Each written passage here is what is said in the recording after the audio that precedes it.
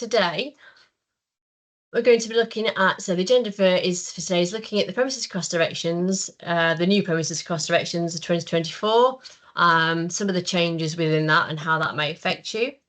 The appeal limits, so how that, the premises cost directions affects in terms of time limits. So maybe you may have seen some of those pop up on your CMR 6 notifications, but we can talk about that.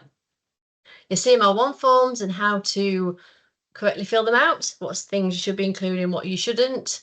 Again, how your notional rent is calculated, some of the aspects that we look at in terms of how we value the property and what we would consider the elements that attract value. Your practices, so checking those figures as well, and what we do to check that those are the correct figures that you should be receiving. Challenging the practices figures if that's required. And there's some elements about how, improving your property will add value in terms of rental and notional rent and the abatements that would apply. And then we'll have some questions and answers and then a summary at the end of that. So those of you who are not familiar with us, we're GP surveyors, being specialists in primary care premises, helped over nearly 3,500 GP practices, been around for 25 years, it's anniversary. And we've done sort of 300 notional rent appeals a year, so we're experts in that field. Other services we include, so not just notional rent, but if you're in lease premises, we can do lease rent reviews on behalf of landlord or tenant. Pharmacy rent reviews, if you've got a pharmacy occupier and the lease is due for a rent review, we can look at those.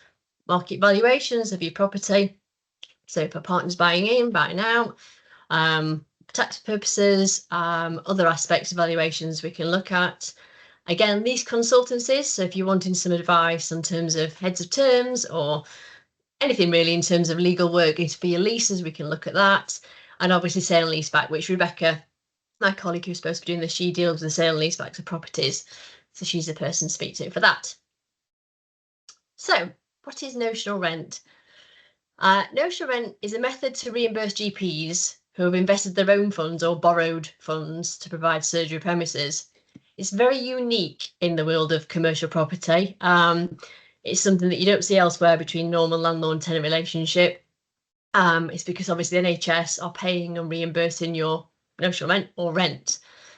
Notional rent is an estimate of the current market rent, or what you might see as CMR, so that's current market rent, for premises used for NHS approved medical services. So that's just a brief summary of what notional rent is as opposed to lease rent.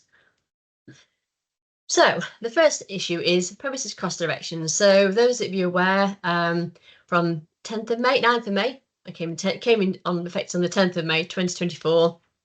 We had finally a long awaited premises cost directions changes, the previous one being in 2013.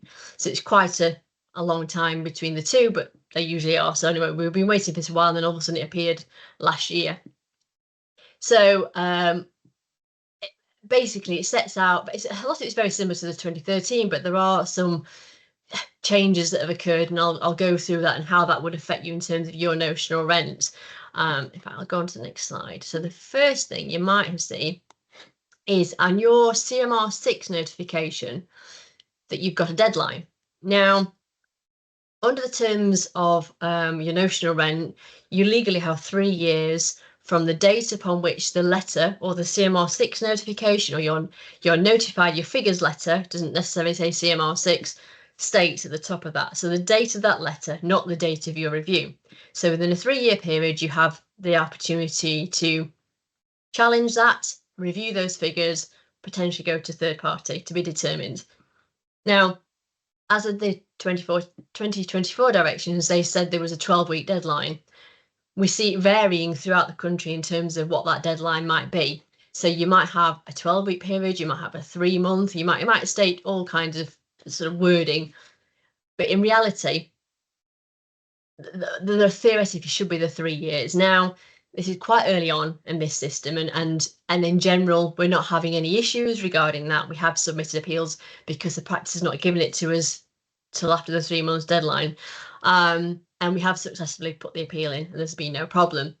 So it's a bit of a scaremongering tactic, and I think in terms of going forward. But the best way we can kind of see to sort of avoid any issues is as soon as you get your CMR6 notification, which is your figures letter, your email, sometimes it comes through an email, just send it across to us and we can have a look at it, because it's better to sort of be on the safe side than not. So that's a change. So we did find that we did a bit of a survey, and 30% of the people we sort of, looked into this said they did feel pressured to get an answer to this, the NHS, as to what they wanted to do. And to be fair, they got chased on it. Again, saying you've only got so long to do it, and so more pressure was applied.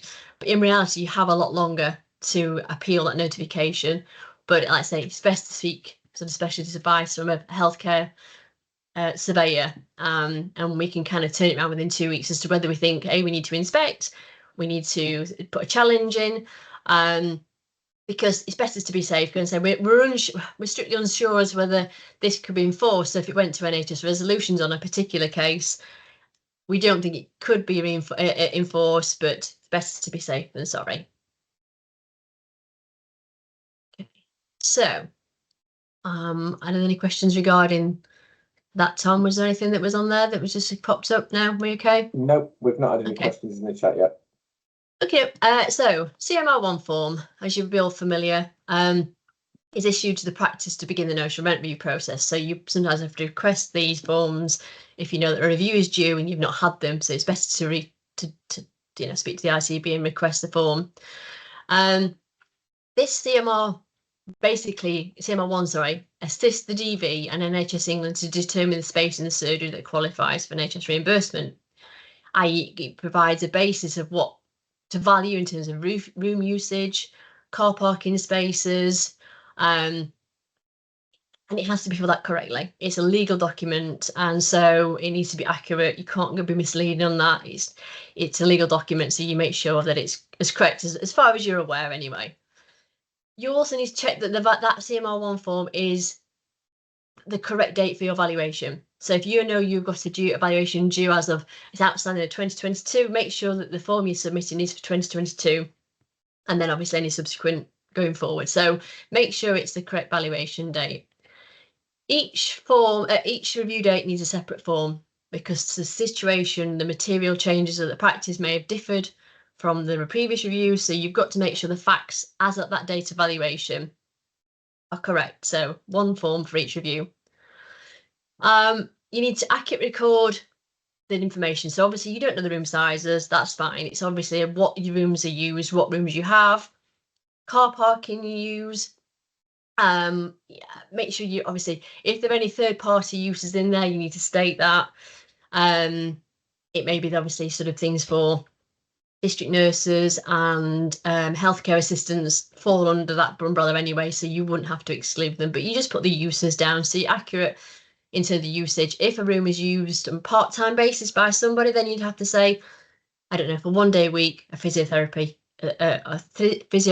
uses this 1 day. So you've been specific in terms of the usage, but it might not be that it's a full-time use on there. So you need to be accurate when you're filling your CMR1 forms out.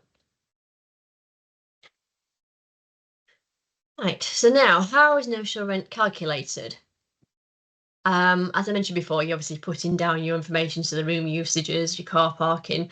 So as surveyors, we would know these are things we look in terms of value. So your valuation is based on your floor area. So the floor area that you occupy, so usable, so it's nested called in that internal area. So it's the space of your property that is used under the net internal area guidelines. So occupied, the things that are excluded, for example, are staff toilets, things that can be excluded or cleaners cupboards, bits and pieces. So the floor area with certain exclusions, like we can't value the staircase, things like that, but there might be a store cupboard under the staircase, which we can value.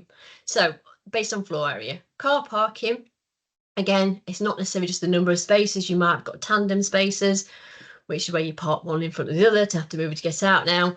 The new premises cost directions do state that tandem car parking spaces can't be valued. And because we're quite early on into this whole process of the new premises cost directions, we're unclear as to how, if it's always had tandem parking, as to whether this would continue to use. So whether the transitional arrangements from the 2013 would continue through to the 24. So it's a bit of a grey area, but again, car parking is something that's valued. We also know infection control. you know, the quality of the sink units. I mean, I always joke when I go into surgeries that I take photos of sink units and flooring, which is very exciting for your photo collection. But that's the sort of thing that we need to look at. So the type of sink units, whether you've got elbow lever taps, whether you've got wrist lever taps, whether the flooring is rolled vinyl, so it's, you know, or it's carpeted, or it's, you know, so obviously carpeted floor is not as good as rolled vinyl. Laminate floor is better. So there's those sorts of things. Accessibility, how you access the property, are the automated doors, ramped access, have you disabled access, do you have low level counters for height restrictions, do you have there's a multitude of things regarding accessibility, but again, that is a factor in terms of how your notional rent is calculated. And again, the age and condition of the building. So you have your sort of strictly two types, the maximum crossover, but you have like converted surgery, former house, former office, former church, former pub, anything that converted from something to another use to a surgery, or your purpose-built surgeries. So traditionally, purpose-built surgeries are worth more in terms of rental terms for notional rent than converted, but again, it depends on area, etc. So those are the sort of primary things that we look at when we're looking at calculating notional rent. Excuse me.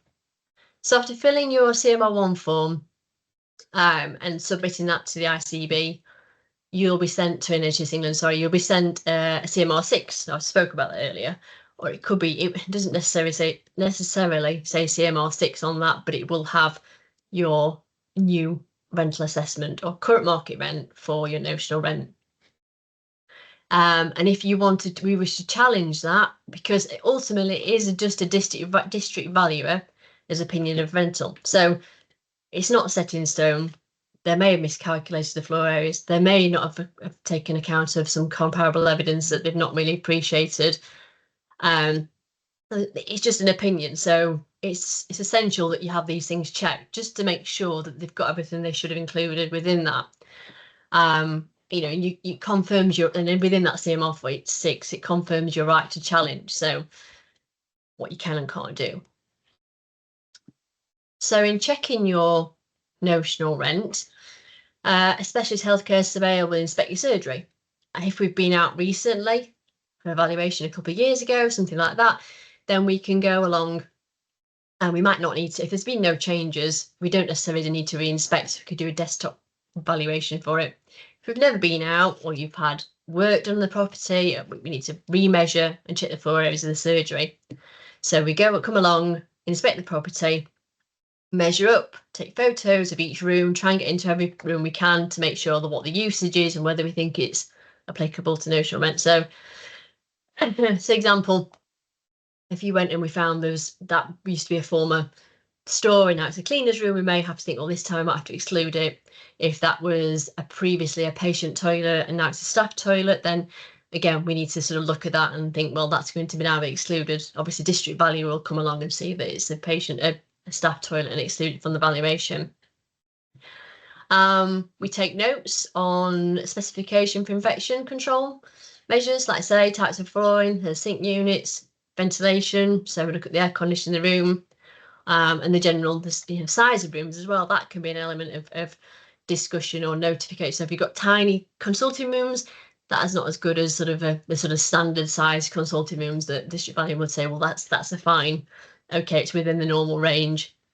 So again, that sort of thing to look at. Stores, again, patient toilets instead of included, and corridors. Sometimes the district value will exclude corridors. Now, within a healthcare property, there's over provision of privacy corridors. So in an ordinary service, say if you had a purpose-built surgery and uses offices, you wouldn't necessarily need all the privacy corridors in there. So we exclude those non-structural elements of the property within a purpose-built surgery, but they may have been excluded by the district valuer. So these are things that they may have missed, and we would negotiate these points to help, so include certain rooms, pram storage, staff rooms. Sorry, it's not staff rooms. Staff facilities that have got showers in. We argue that should be included, not necessarily the whole area, but if there's a staff shower, it's an own provision. It's potentially required as part of a medical centre. So there's lots of different variations and nuances to look at when we're calculating what the floor area should be.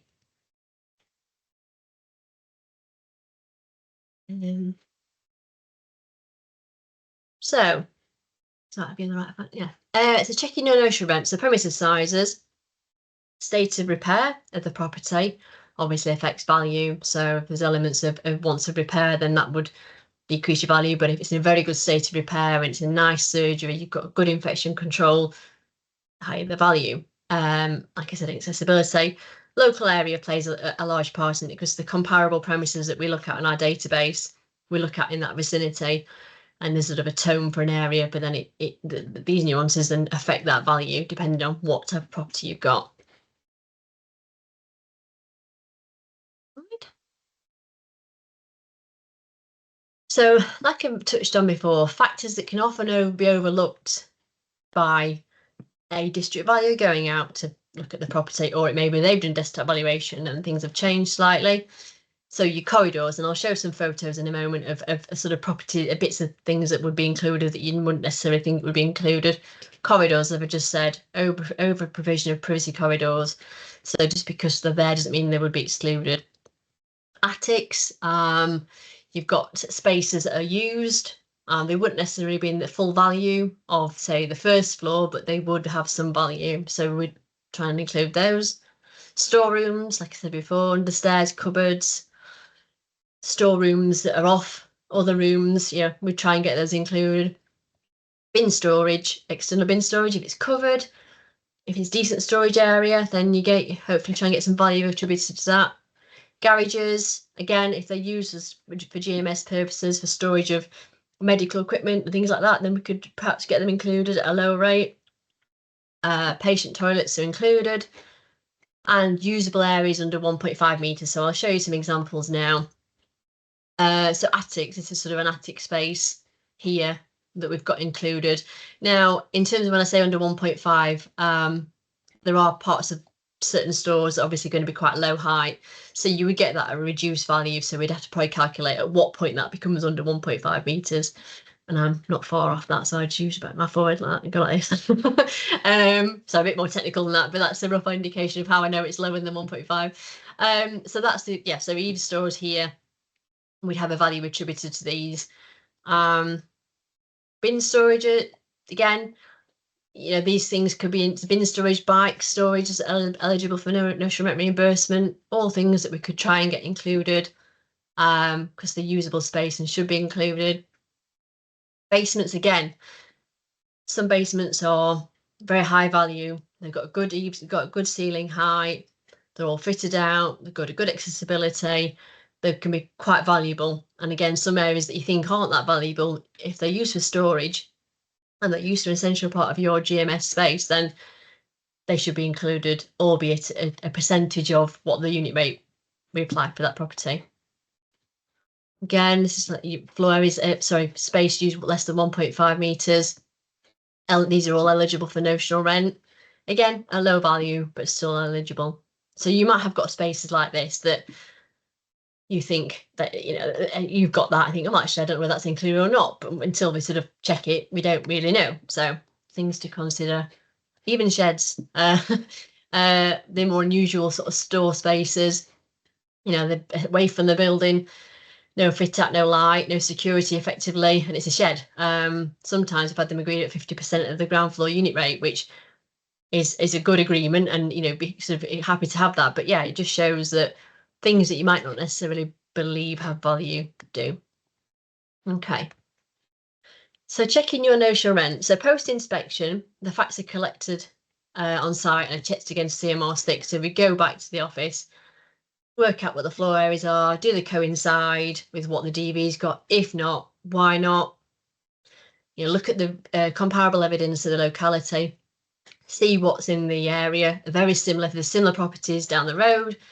We've got that information, we can sort of work out whether it should be a similar value, what's better about that, what's better about yours, work out the kind of appropriate value based on the comparable evidence. And then it basically gives an idea whether we should be challenging that. So if it's there or thereabouts, we go, no, that's fine. Accept your figures, you're okay. If it's not, then you perhaps think, okay, right, well, let's have a look at challenging this. It may be that there's not a great increase, but sometimes, sometimes it can be considerable. We use all the information we've got. We've got a large database of comparables and evidence in the UK. And like I said before, we do about 300 rent reviews a year. So we have a lot of information to look at in terms of the evidence we've got. But we only recommend a challenge where we think the facts are there. We don't just do it for the sake of it. It's got to be a credible basis upon which we appeal the notional rent. So when you if you do, if we decide to take the challenge on, what happens is your appointed surveyor will negotiate with the district valuer, so the DV. Timeframes, people often say, how long will it take? We really don't know. Each area is different from the next. London, we're having a bit of a nightmare because of the shortage of district valuers. We've got quite a long time frame on those, but we try and sort of keep people updated and try and tell them, how long it's going to be. It can be that it's done quite quickly. If you get a district valuer and somebody picks it up at, their side, and they can do it quite with 6 months, even quicker than that sometimes. Unlikely, but we just can't say how long it will take. But we chase on a regular basis to make sure that it's pushed forward, and try and get discussions with the district valuer, usually a face-to-face meeting, even if over Teams, just to try and sort these out. Timeframes. In terms of how it takes, like I just said, and increases are backdated. So they're backdated to your review date. So it might take 6 months, a year to sort it out ultimately, but that will be backdated to your review date. So you don't lose out on the fact that it's a later, you're looking at it in a later date than what the actual valuation is.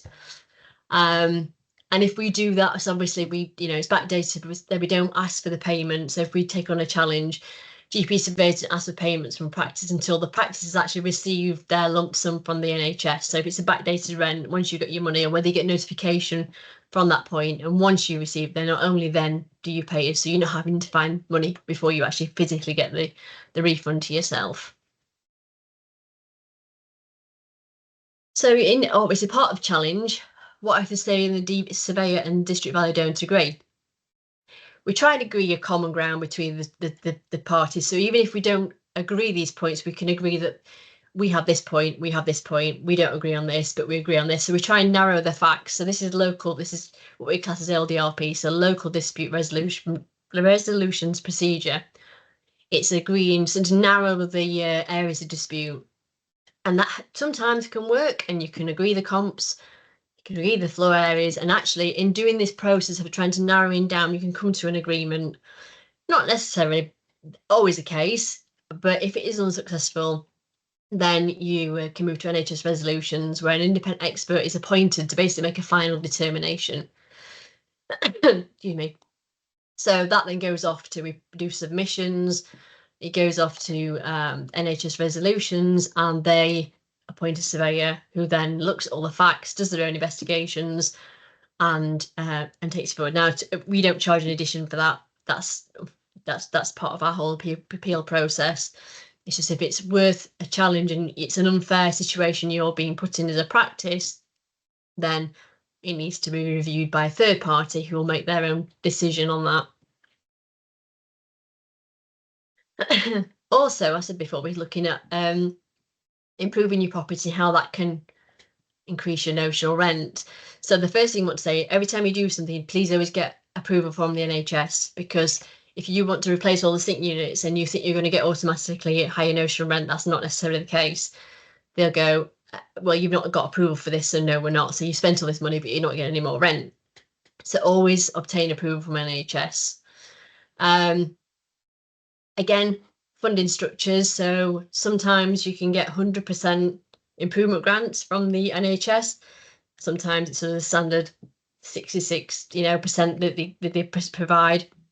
So, there's always worth looking into that and trying to obtain a grant if possible. So here, this is how the sort of directions have altered the grant. So you can get up to 100% on this in terms of the new directions. So the 2013 were that you'd have it sort of there'd be 3 brackets here, so 5, 10, 15.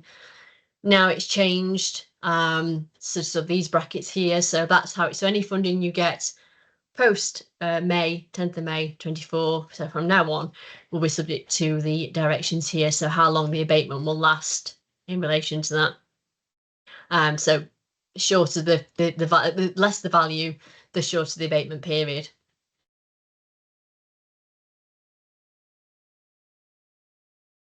So in terms of improving your property for maybe subject to abatement, extensions. So after your abatement ends, then the surgery receives a full rental increase for the extension. That's one way of looking at it. Modern infection control. This improvement work can increase the rental unit rate on your surgery for the whole. So you might do some work to some of the rooms, and actually the fact that you've done this increases the unit rate for the whole surgery. So again, a very case by case specific situation, but modern infection control can, like I say, increase value with the approval in NHS. And like accessibility, they're quite easy wins. So automated doors can sometimes see an average of £2.50 per square metre added onto your unit rate for the whole surgery if you're doing the door. Not necessarily going to be guaranteed every time, but that's sort of an easy win. And like I say, low level counters, leveling the threshold.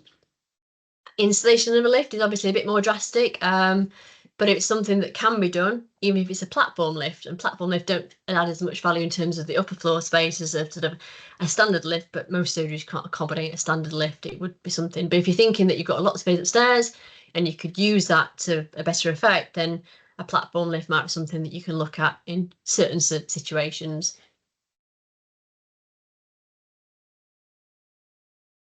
Right, so in summary, include everything you can on CMR1.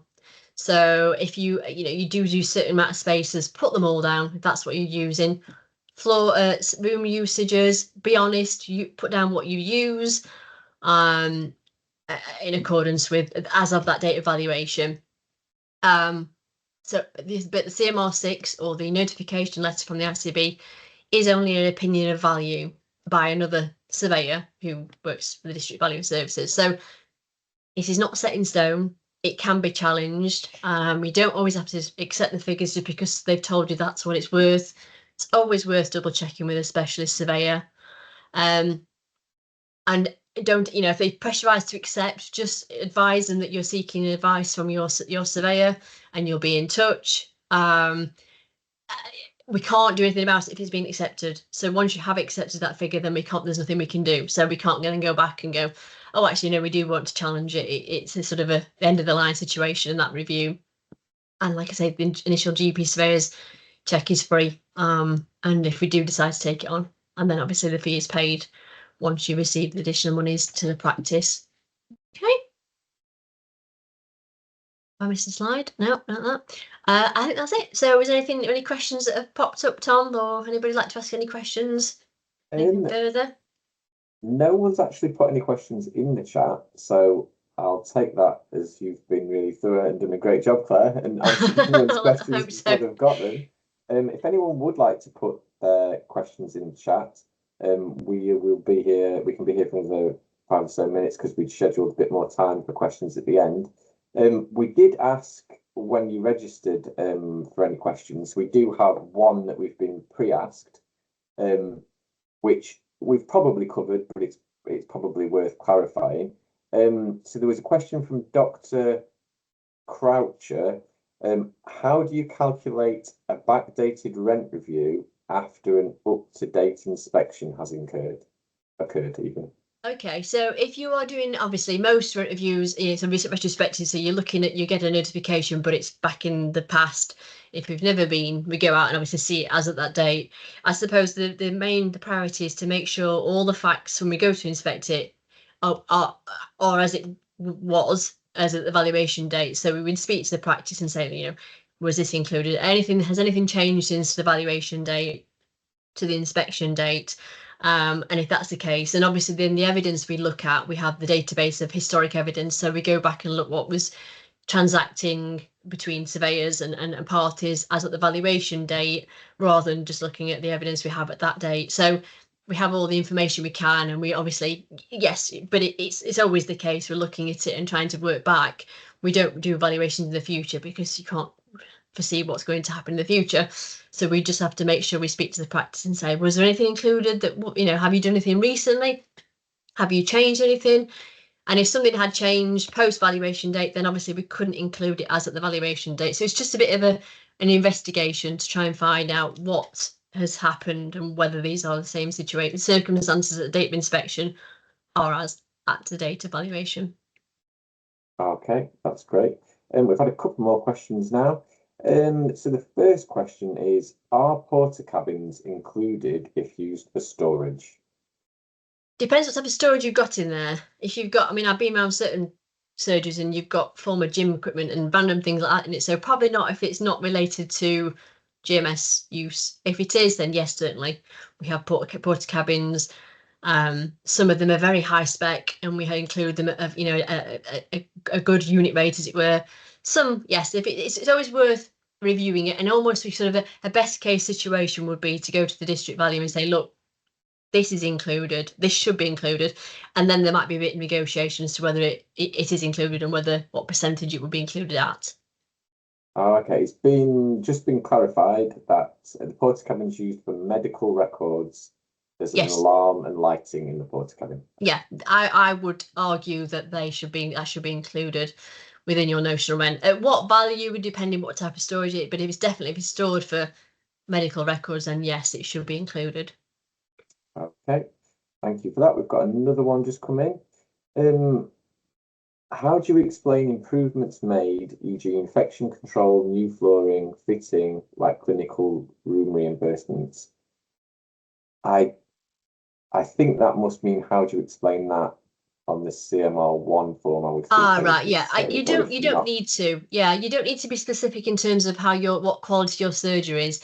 The CMR1 form is obviously to note any funding you may have done. So you perhaps put that down on there that was approved. So there is a section there for funding you've received. But in terms of the specification, no, it's more of your room usage, and then it would be for the district valuer to assess what that is. And that's another reason. So if you have done something, and for whatever reason they're understaffed, though they don't get out to re-inspect, they may think it's the same as what it was before. So that's for us to sort of say, no, I think you've not seen this, so you need to have a look at the photo. So you don't necessarily need to put the specification down in your CMR1 form. It's more the room usage, and then the nitty-gritty should be, that's the point of discussion. If the district value doesn't come out, or they've not had that, they should come out, but obviously staffing issues, it may be they do a desktop valuation and they've not seen it. So yeah, that's another element. You can't specifically state what specific type of flooring you've got. I don't think there's anything on there that you can do that, but that is just more the room usage.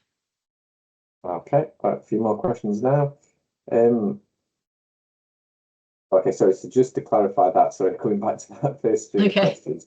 So if they've had new flooring, and the DV has been out but hasn't increased the valuation, is it grounds for disputing it? Possibly, yeah. Again, we'd have to look at the evidence, because it could be that for some reason that unit rate is reflective, even though you've had this works done. Maybe last time it was in the evidence, and they've got somebody in the next street or whatever, another doctor's surgery, who's got a very similar situation in terms of infection control, but the unit rate is applied that is similar to what you've got in your. They might not necessarily increase it. Theoretically, they should, but without being, knowing exactly what it is, it's difficult to say. But yes, theoretically, if they've not increased unit rate, and you think, well, it depends how much flooring you've done. If it's just a couple of rooms, it might not be warranted enough, but it should have some effect, I would think. Because as a general rule of thumb, we'd always just advise sending in your CMR6 to us, like even if there's been an increase, because it's still like as Claire said, like the initial review that we do is free of charge. So we just do a quick valuation, or we have to come out. So it's no, there's no fee for you to get us to check it. So it's always just like you say, you might have increased. You might have a decent, what you think is a decent increase, but it could be the surgery down the road has had even more, and you kind of, well, why is it not matched that? So just because you have had an increase in your notional rent, doesn't necessarily make it still correct. It could be that it's still you're still underfunded. Okay. Thumbs up to that. So that's a good job we've done answering that. So there's another question coming. How do you have additional car park spaces for a practice grown 4 times in this size, but still being reimbursed on historically granted space? I think that might refer to if you're still being reimbursed even though your car park is increased. Does that sound like it's referring to that? Because if that is the situation and your car park, you've increased your spaces, but the ICB aren't doing that, then sometimes you need to put a business case forward. So we can look at the challenge of that, but the ICB sometimes come back and go, well, the practice have never put a business case forward to include those spaces. So that might be something they have to do to do that. So yes, certainly you can look at it as part of a notional rent appeal. But if there's been no notification to the ICB that you have done so, you've increased the car park and you've not got approval for that, it doesn't automatically mean that you should get it. Quite often we find if we go to the challenge on that particular point, there might be other aspects of the valuation we're challenging, and they go, well, they never made a business case to apply for it to be included and they need to do that. So that might be the first port of call for that instance, but we would also include that part of a challenge if we were doing that anyway. Okay, makes sense. So is there any more questions from anyone? Got some more time, happy to answer any more questions. I've also, as you can see on the screen, is our email address and phone number. I've also popped a link in the chat for our website that you can fill in a form there or organise a callback. So if you think of something afterwards, you can note down our contacts and we'll be happy to help.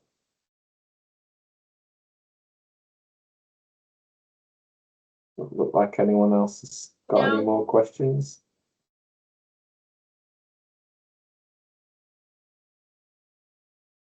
Okay, well, as I said, if you do have any, our details are on the screen, so you can grab those now. Thanks ever so much, everyone, for attending. We hope that proved useful, and we'll be in touch when we've got any more webinars, and we'll send those invitations out, and I hope you can join us then as well. Okay, Thank you, everyone. Thank you. Bye.